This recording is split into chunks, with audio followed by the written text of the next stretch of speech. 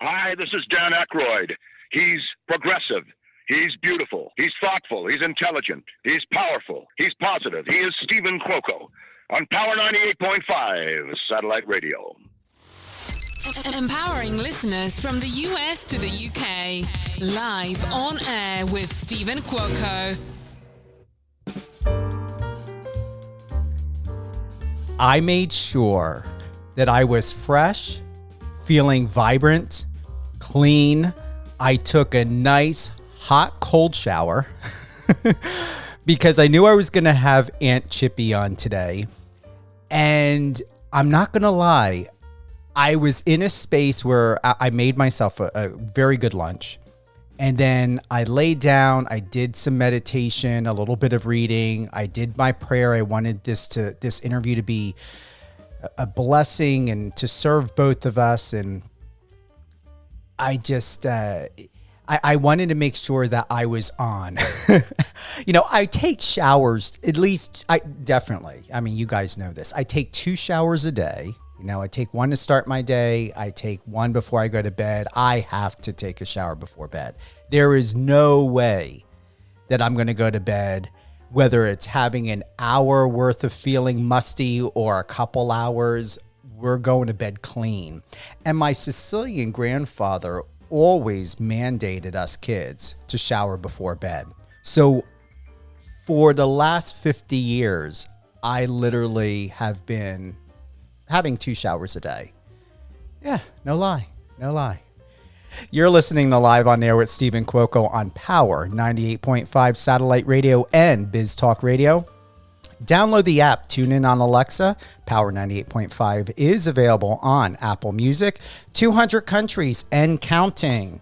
On Biz Talk Radio, their potential reach is 20 million. I'm blessed and honored to be on Biz Talk Radio, which Live on Air with Stephen Cuoco airs weekdays 8 a.m., 12 p.m., 5 p.m. Eastern, Saturdays at 10 a.m. Eastern, and Sundays at 9 p.m. Eastern.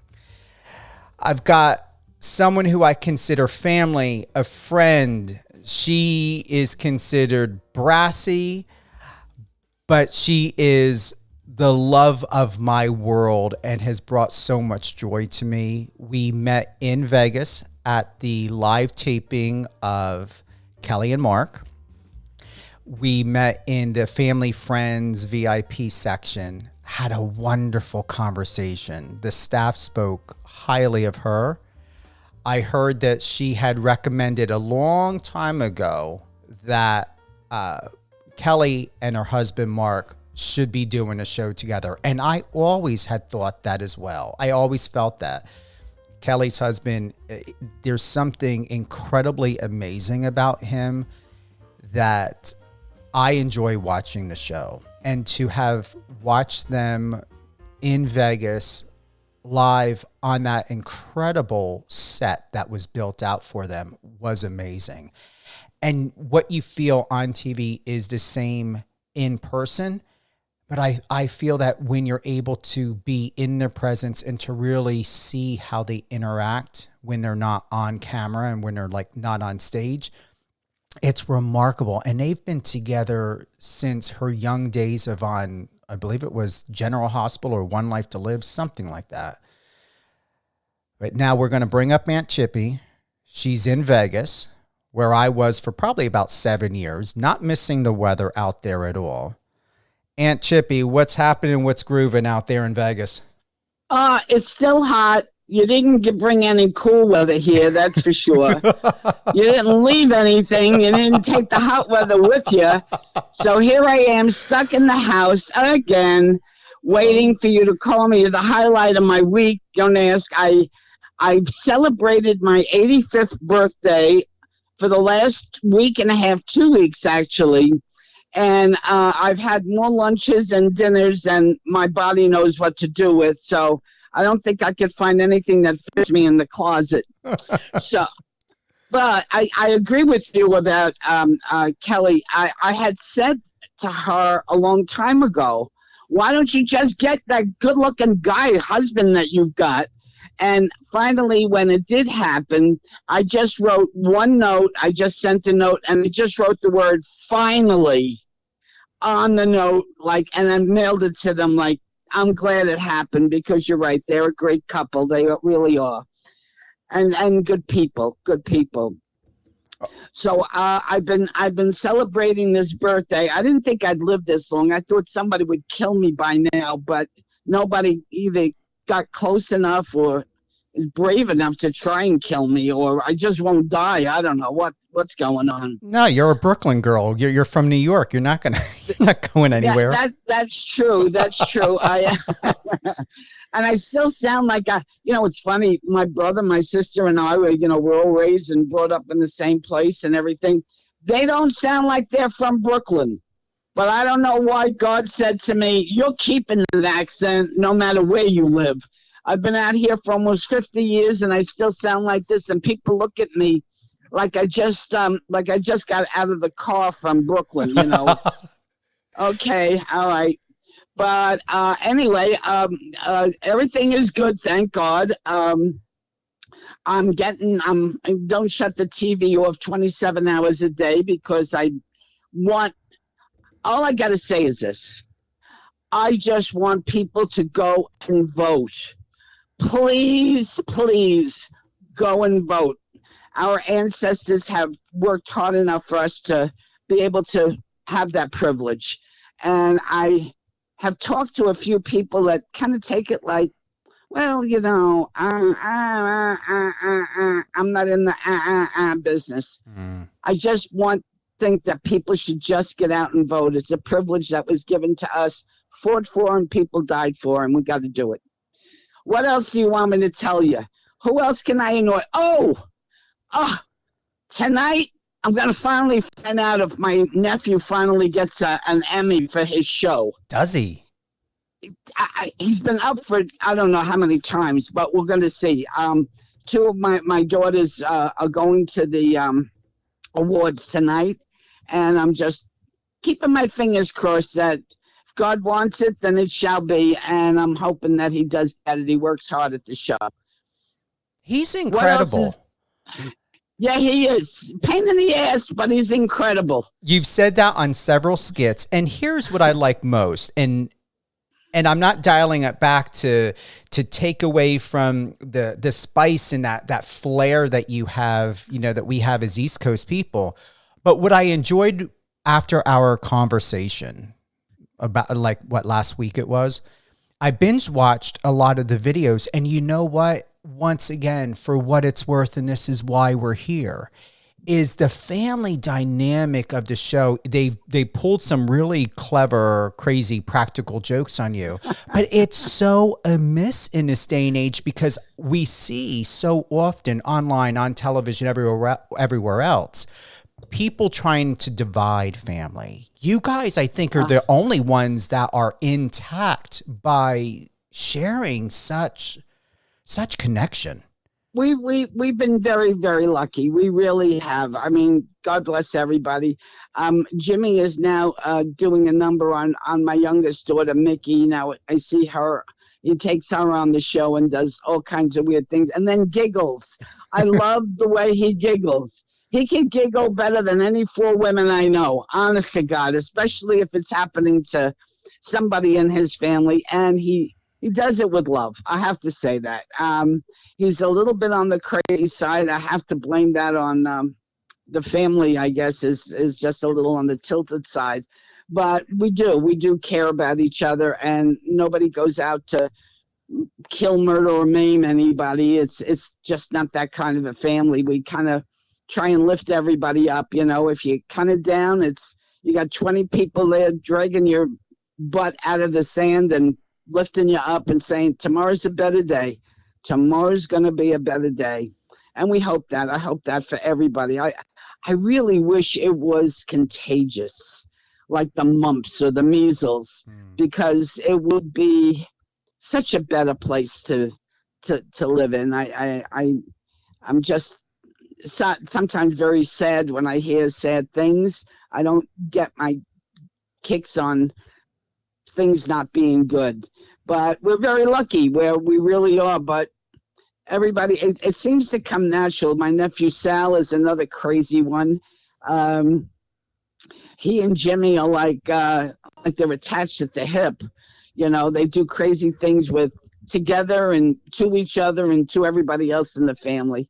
But you have to know that there's no maliciousness involved in it, which is kind of nice. You know, just lucky. I wish that on everybody. I really do. It would be such a nice place to be. Do you find, like from what I shared before, and thank you, Aunt Chippy, that there seems to be a purposeful division, people wanting to separate out of family connection and camaraderie and all of that? I mean, obviously things have definitely changed within 85 years. Well, I'll be honest with you. Years and years ago, when I was younger and everybody lived on the same block or within 2 blocks of each other, we kept an eye on each other and we cared about each other, and you cared about your neighbor. There was never any division. I mean, I grew up in a Jewish, Italian neighborhood, Irish neighborhood. It was never, I'm still not familiar with the stupid words that they come up with now, but we never, ever discussed anything that was hurtful. It was just not done. And it didn't even cross your mind to do anything like that. It was a whole different, I don't know what happened. I really don't know what happened in the world where everybody is like looking to kill, murder, and maim each other instead of, hugging and kissing. I don't know.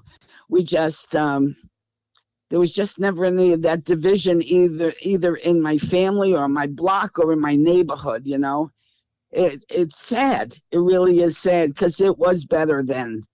We're much more progressed now, and everybody's got their little phones next to them that take up their time. And that's what I think they're investing in. They're investing in that little, for me, I'm talking to you on my $25 a month little flip-top phone.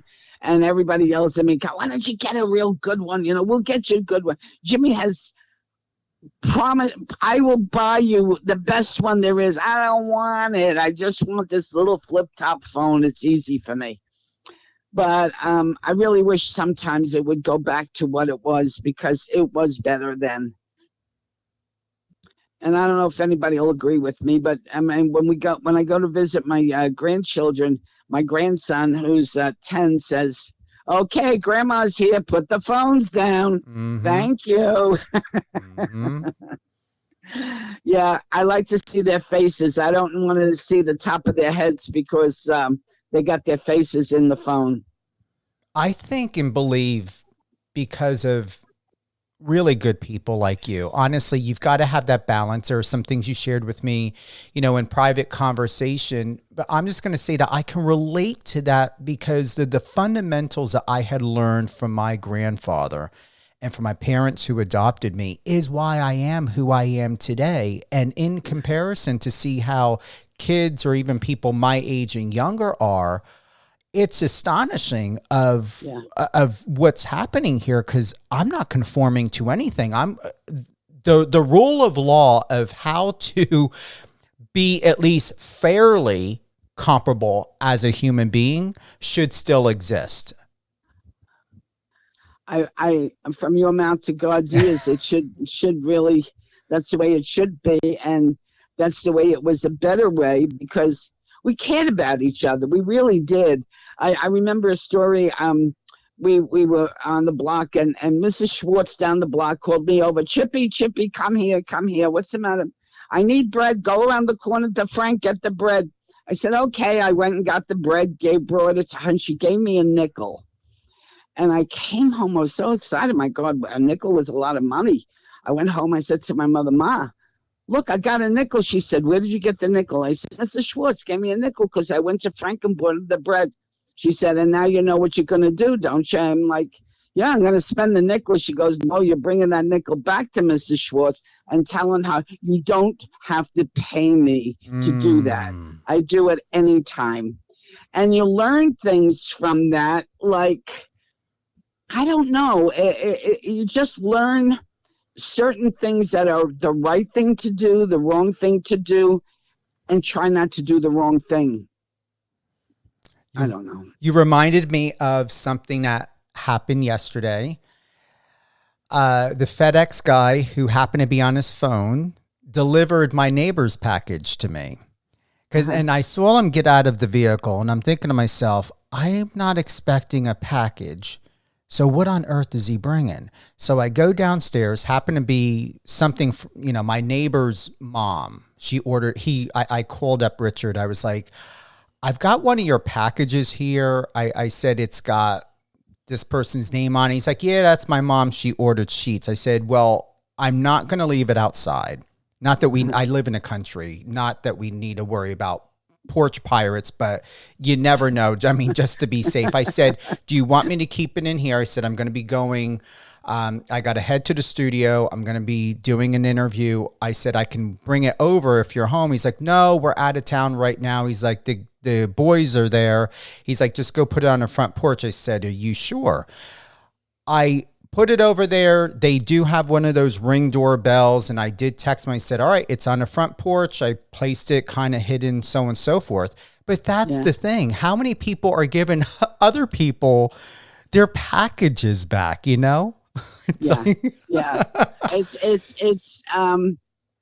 I don't know what happened. I really don't. It's not like all of a sudden a thunderbolt came down and changed people's way of life. It's not better. I mean, we have made progress in a lot of things, but in the human element, I don't think we've made that much progress. In fact, I don't think we've made it at all. I think that we've isolated ourselves with the phones in our faces. I went to dinner with some friends of mine. They were celebrating my birthday, and we went. And like I said, I have this little $25 Cricket phone, and which I'm happy with. And I see these other people at a table, and nobody's talking to each other. They all got their phones out, and they got their heads down, and all you could see is the top of their heads, and they're all, so involved. I'm thinking to myself, why did you even bother going to dinner with these people? Why even bother if you're so involved in whatever is on the phone, which is more important? And we don't do that in the family, in my family anyway. Everybody knows, put that phone down. It's not that important. If it's, God forbid, an emergency, we'll hear about it, or the house will explode and we'll all go together. But I thought, how sad. They're missing such nice stories that they could bring with them for the time that they're not with these people, and they're not. Sad. We haven't made progress in our relationships. We may have made progress in things that we could use, but not really things that we really need. The things we need are each other. I agree. I enjoy the days when your parents, or you yell upstairs, it's dinner time and all of this. They're texting now. I was at my friend's house one day for dinner. Her kids were upstairs playing video games. And I said, you want me to yell for them? She's like, no, I'll just go and text them. I was like, text them. I was like, what is this, the new intercom way of like talking to your kids? I said, just freaking yell up the stairs at them. That's it. Holler up the stairs. Because go ahead. We lived in a two-family house, and my grandfather, my mother's sister, two sisters, and a brother lived upstairs, and we were downstairs. And when my grandfather wanted us, all he did was bang on the ceiling. Well, his floor, our ceiling. Yeah. And my mother would say, go upstairs, Grandpa needs you, or your grand aunt needs you, whoever. And it was, people would think that was crazy now, but it isn't crazy. No. It's such a connection. And I still think of it now at 85 years old, and who knows, I'll probably drop dead in an hour or something. It doesn't matter. I think it's not how long you live. It's how well you've lived. Ooh, I like that. And I think that's length is God's will. I didn't have anything to do with it. I smoked. I never drank, but I smoked, and, he still kept me here. But I think to myself, I wish there was something I could do, say, or something that would change things back to the way they were. Keep your cell phones. You want to, connect with your friend across the country, up the block, whatever. But kind of let's get this human factor back to each other. But you can hope, you can pray, and you just hope for the best and keep your fingers crossed. Doesn't it give you fulfillment, like when you're doing these skits with Jimmy and when you're having dinner parties or dinner socials or whatever it is that you're going through, and then you've had all of this food for your birthday, and I've got to ask, did you have your crab legs? I did. Did you have your crab legs? Sal sends me, it's funny, Sal always sends me crab legs, okay? And Jimmy too, but now Jimmy's like, he's afraid I'm going to get some kind of iodine poisoning or something. We went out for dinner. I had met him and the family. And we had I get there. I went to California. I get there. My daughter says, we're having dinner with Molly and Jimmy and the kids. And I'm like, okay. So my great nephew, Billy, comes in, Jimmy's son, all dressed up in a suit with a white shirt and a tie. I said to him, Billy, you look so handsome. He said, in Chippy, I was invited to a birthday party. And I thought, oh, this little bit of a thing got all dressed up for me. But Jimmy did his usual thing, gave me a wonderful gift, what a terrific dinner, and gave me a pack of cigarettes. And so we had dinner and everybody kissed each other. We went home. And I said to my daughter, Mickey, I'm going to sit outside. It's only 9 o'clock. I'm going to have a cigarette. And I opened up the pack. It had the cellophane on it and everything. And I took the cigarette out. And I thought Jimmy got over this by the time he was 15, but he didn't. I lit the cigarette and it exploded. Oh. And Mickey, who's, they're ass tight with each other, these cousins, was sitting there videotaping it because she knew that they were going to explode. And this is the kid that I gave birth to who was still on her cousin's side. So the cigarette exploded. I'm screaming, yelling. I knew that little so-and-so was going to do this. And she sent it to Jimmy, and Jimmy said, I made his whole time wonderful because I used a cigarette. But that's what they're still doing to me. I wonder who they're going to pick on when I croak. Jimmy will probably take me out of the coffin and do something. Well, they're going to have a lot of really good reruns because I didn't really find one. And honestly, the trophy one is the best. I really did enjoy that episode. Did you? Yeah, I really did. Well, I can't imagine a man coming and telling me I was good for a porn film. I could be a porn star. Could you imagine that? They blurred it, but did he put a dildo on top of the trophy? Is that what that was? Yes, disgusting little bastard. I wanted him. I was calling 911. Don't ask. He said, I could make you a great porn star, Yeah. I'm like, get out of here. Get out. Now, I want you to know, I volunteer over there. Yeah. I don't get paid. This is not a salary job. And my friend owns the place. She had a stroke. And I just went and she needed help. And I've been going there for like a year now, And I was just dialing 911 to get him the hell out of there when Sal and my daughter and the rest of the crew, Patrick and all the guys came out. And then I knew it was a joke, but I had everybody says to me, oh, you've got to know by now. No, you don't know because my head isn't that way, oh, they're going to do something to me. It never leaves you concerned, like maybe they're going to catch you on a toilet? God knows. I come home sometimes and I look in the bathroom to see if there's what you're calling the shower. Who knows? Listen, they painted my house orange and puke green. I don't know if you've ever seen that one, but if you go on Jimmy's thing and see Aunt Chippy, they painted my whole house orange and green.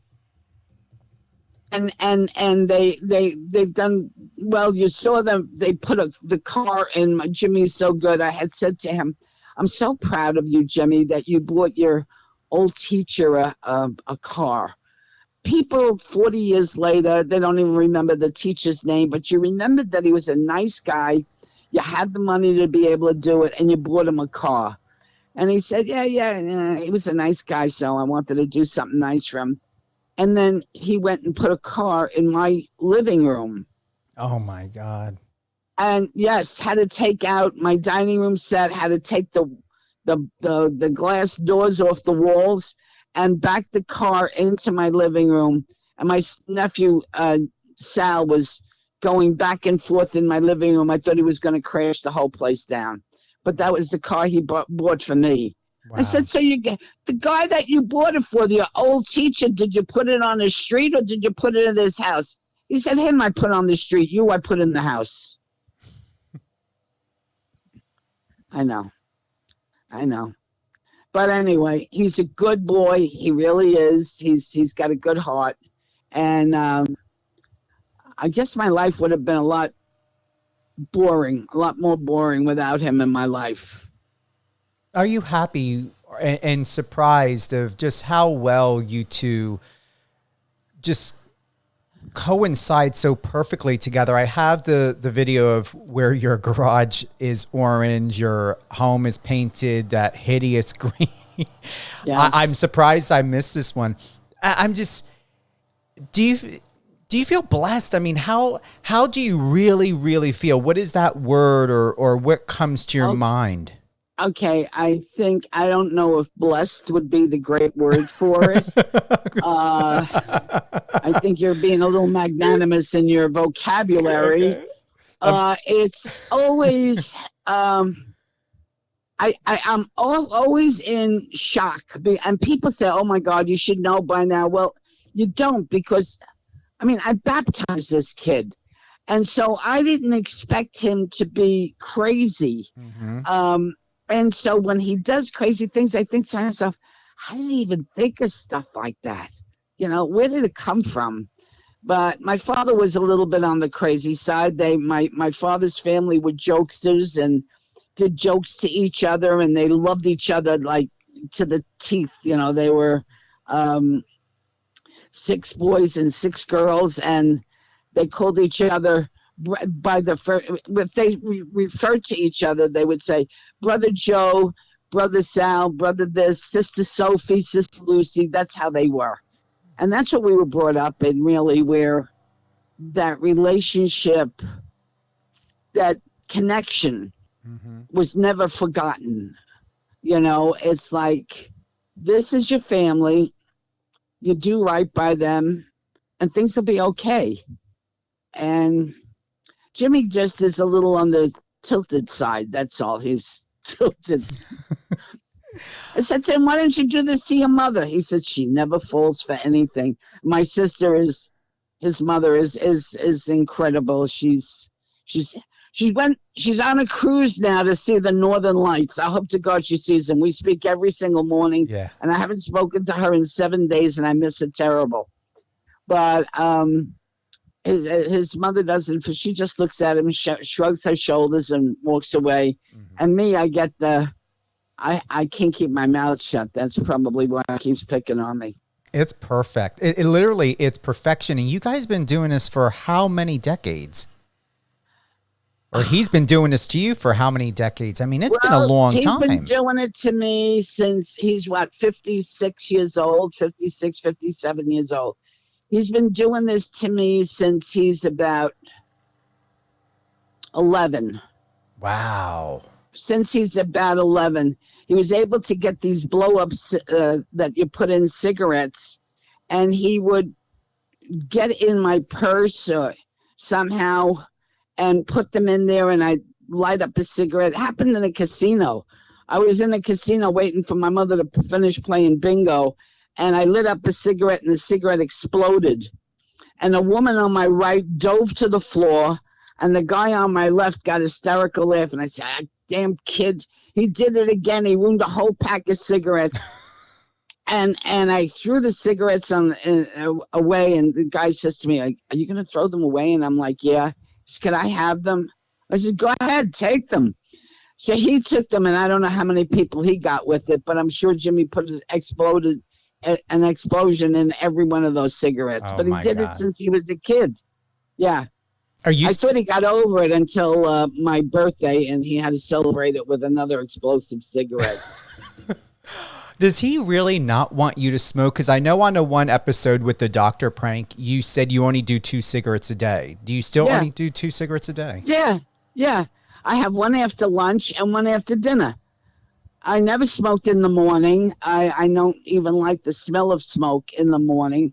I'm the only one in the family that does smoke.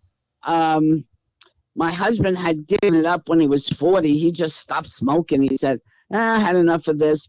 And if he smoked in the morning, I'd have to walk out of the kitchen. I'd go in the bedroom or the living room or someplace. I didn't like the smell of smoke in the morning. I don't know why. Nobody, my mother never smoked. My sister never smoked.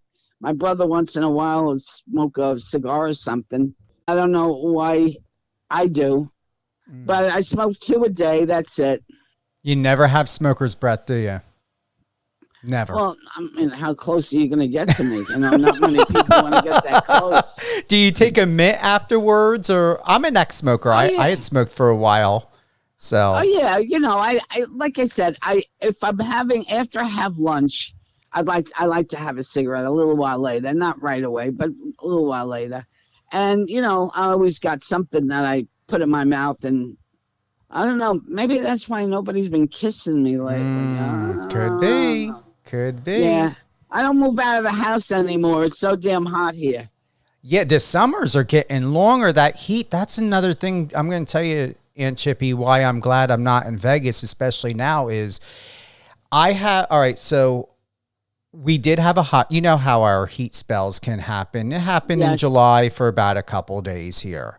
My windows have been open over 90% of the time. I don't have the air conditioning running. My neighbor doesn't even have the air conditioning running. It's gorgeous. It's 82 today. I'm not sweating at all. And I got all the windows open and ceiling fans. Well, I have to tell you, September and October are great months in New York. They always were. In fact, I was kind of upset. We usually go to New York at the beginning of October for the show. We at the Brooklyn Academy of Music, and we're not going this year because I love being in New York September, October, even part of November. I just don't like the cold weather. I hate the cold weather. I used to hate it when I was a kid. My mother would say to me, "Go outside, come on, get your cheeks a little rosy." And I'd be like, "I'm happy with no rosy cheeks." And she'd send me outside with my brother and my sister, and I would be the one standing at the door crying, "I want to come in. It's too cold. It's too cold." But I don't like the extreme cold weather. But then the Brooklyn Academy of Music was charging too much money, and Jimmy said, "No, that's ridiculous." They were way out of line. They wanted $1 million for 1 week. What? Yeah, to rent the Brooklyn Academy of Music for 1 week. That's all we're there for. They wanted $1 million, and Jimmy said, "That's ridiculous." Yeah. Wow. So they canceled our trip to New York because of that. That's insane. Was that during a pandemic? No, just like now, we would be getting ready to go to New York, in the first week in October or the last week in September. And everybody would be all excited about it, that we were going to do it. But, what do they have to do? They don't even do anything. They have to open their doors. That's it. Jimmy, they bring all this stuff with them from California. Yeah. And they don't have to do anything. Maybe they have to clean up after or sweep up, but how much is that going to cost you? That's insane. But anyway, they work their way out of it, so we're not going. But so I got married in October. I love the weather in October, but it didn't work out this year for crazy reasons. But everybody does crazy stuff. What are you going to do? Maybe they'll miss us so much they'll they'll get down to a reasonable price and have it available for us next year with the help of God. Yeah, seriously. Hey, there's always room to negotiate on anything. Nothing is truly set in stone. Yeah. You just never know. Sometimes people say things and think that it's okay in their head. And then when it comes out verbally, it's like, that was ridiculous. You think to yourself something and then you say it and, I should have shut my mouth on that one, kind of thing. But we'll see what happens. But if you don't say it, somebody else won't say it either. Not to interrupt, but if you don't say it, that's true. That's true. But, when they said we're not going to go, that was enough of a reason, that was enough of a wake-up call for them that they just missed out on first of all, the advertisement that we were there and the money that they could have made. So now it'll just sit there. If they get somebody else to rent it, great for them. If not, then it'll sit empty. So that's too bad. Yeah, I was asking because there are places here on the East Coast, and that's why I asked even, when we think about New York, that are still vacant since the pandemic. I was like, how can a landlord or a property owner allow not only a residential to sit for that many years, but a commercial, and it's dilapidated? Yeah, yeah. And Jimmy always rents a house there. When they're there, he rents a house to stay in. We stay in the hotels because everybody likes to get together and everything, and Jimmy's always working. He's always working on the next who's coming up next. Mm-hmm. But anyway, we do the best we can with whatever. Jimmy's smart. And Jimmy's not stupid, and he's not malicious, and he's not vindictive. He's just funny. That's all there is to him. He's funny, and he'll do anything for joke. And if it's putting blow-ups in my cigarettes, oh well, and that makes him happy. At least he's not putting blow-ups or something in a toilet or in a toilet paper. Well, hey, listen, don't say it because who knows? He may hear you and he'll say, hey, that's a good idea. I haven't done that yet, But people, we did that back in the... I'm not going to say I did it, but I know, and I had friends that put 8 bombs and stuff in toilets, so hey. Oh, did they really? Yeah, they did. Well, you remember, back in the day when you pissed somebody off or during Halloween or the fall time, the season time, they used to put dog shit in a paper bag and burn it on the porch. Oh, you had to have known of that. Yeah. No, we didn't. I'm glad I wasn't in your neighborhood. Yeah. No, what they used to do on Halloween, which to me was just as bad, you would take your mother's stocking. Yeah. And you would grind up different chalk so you had different colors.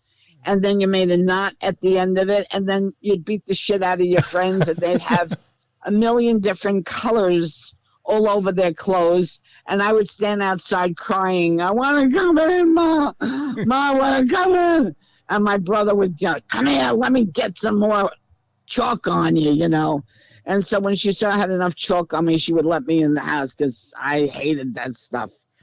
But my brother loved it, but I didn't care for it. But everybody did it.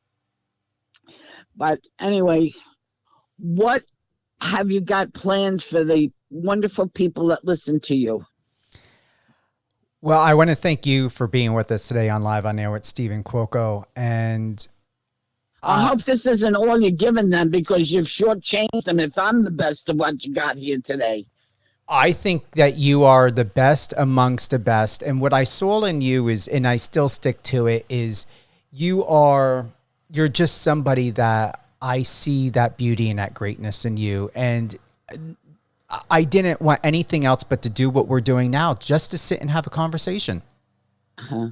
Can I adopt you again? Can you be adopted twice? Actually, you can. And do you know adults can be adopted? I had no idea that is real. But yes, you can adopt an adult. Okay. Yes. All right. But you got to be ready. if you're in this family, anything's liable to happen to you. Nothing bad. Just as soon as it's funny. That's the whole the crisis in the family.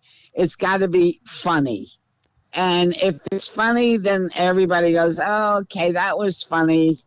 Usually it happens to be, but it's anybody's. It's up to anybody to do whatever they want to do with it. But why did you ask me about the crab legs? Because I'm a huge fan of king crab legs. I could eat them every day. That brought joy to my face when I saw Sal bring that out to you. I'm telling you, he's such a character. He really is. God bless him. He's such a good boy. He's such a good boy. They're all good. They really are all good kids. Mm-hmm. I don't know how we got so lucky. I really don't. I don't know if somebody was up there praying for us or what. But, they're all kind of close in age. Like Sal and my daughter Mickey and my sister's daughter Jill are all born within months of each other.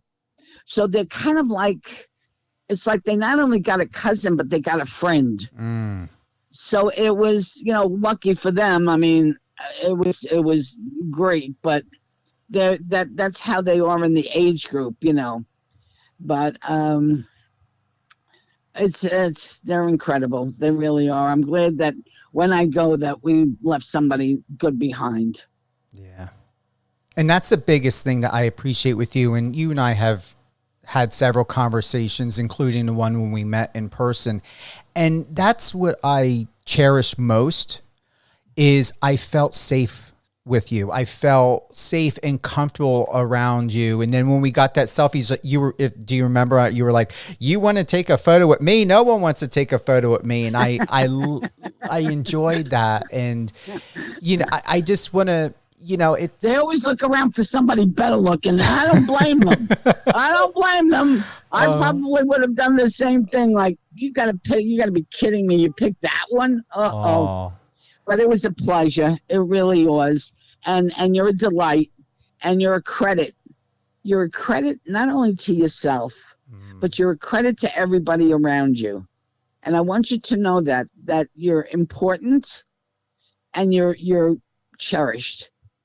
And I think that that's more important than being rich and famous, being cherished. And that's something that you can't buy, you can't send away for it, and you can't, nobody will just give it to you. You have to earn it. And I think you did. Thank you. I'm feeling emotional from that because that was one of the things that I honestly prayed about. I said, if there is a message that I am meant to know and receive from Aunt Chippy today, I said, God, please make it happen. Because I'm not going to lie. And I want to tell you why I said, nothing about how I was feeling today. We did not bring it up. We did not talk and have a conversation before going live. No. I was just there, just like I said, relaxing and just getting myself in that space of groundedness for this interview to be present and available for you. And I just was feeling in myself that exactly what you were saying. I wasn't expecting something like that. It's just that I'm so on the go all the time, and my parents aren't around anymore. Like, biologically, like, I'm an orphan. My parents who adopted me, my dad is still alive, but he's having a lot of medical problems, and we believe he's got, the beginnings of onset dementia. I mean, I brought this up to my brother, their biological son, and it just feels just a bit lonely at times because I'm not going to say that I collapsed myself in you. I would say that what I greatly appreciate is I don't feel alone, and I didn't feel alone when I met you. And that was not a feeling that I had remembered for a very long time until I met you. Well, you're giving me more credit than I think I deserve. I just know good people And when they're good, I'm not very generous in my feelings about people as far as being nice to them. It's like easier for me to make a joke or, kind of like blow it off. But I want you to know you're valued, you're important, and what you're doing, as long as you lead a good life, that's all you have to do. Be generous to other people. You've been kinder to me than some people. Your outlook is good, and so just keep up the good work. That's what God put you here for. He didn't put you here because he had nothing better to do. Yeah. He really put you here because there was a reason why you were put here, and give him that credit that he did the right thing. Thank you. Honestly, thank you. And that's why, coming from you, and this is why I truly hope that you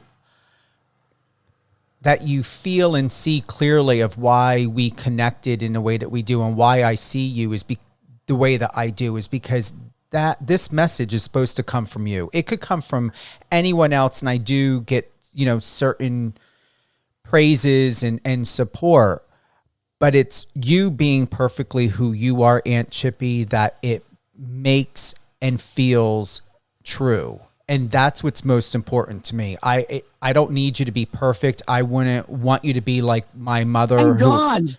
Thank God you don't expect me to be perfect. No. I would fall short terribly. I appreciate you. I really do. I'm flattered that you even asked me to be on the show. I was like, oh my God, am I going to be like a jerk? What's the matter? What's going on with this? What does he want from me? And I almost didn't think you were going to do it because you were very surprised. I was like, well, that actually surprised me, because I would think that it would have been normal that someone would want to sit down and talk to you. No. I don't consider myself in that category at all. I just think that, Jimmy does his thing with me, and it's family. And why should, anybody outside of the family, even care that much? It's like, just like, it's okay. And if everybody gets a laugh out of it, that's okay by me too. I don't care. But you're important. What you're doing is important, and just keep up the good work. That's all you have to do. I will. And tell everybody to vote. Yes. Okay. All right. I love you. Have a wonderful week. Thank you, Aunt Chippy. Take care. You Bye-bye. Too. Thank you to everyone who's tuned in to Live on Air with Stephen Cuoco on Power 98.5 Satellite Radio. Download the iOS or Android app. Tune in on Alexa. Power 98.5 is available on Apple Music. And you can listen to this on Biz Talk Radio on biztalkradio.com.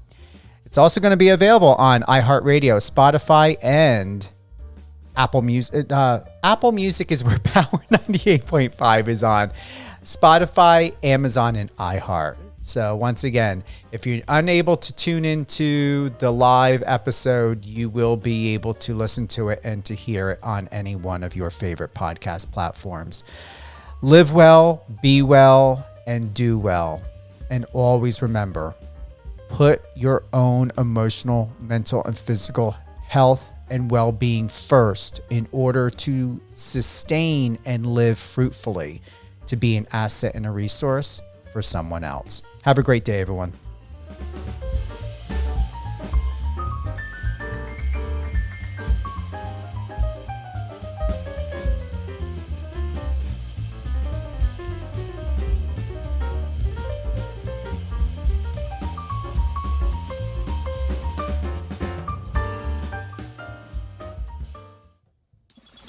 Friend us on your socials and let's connect.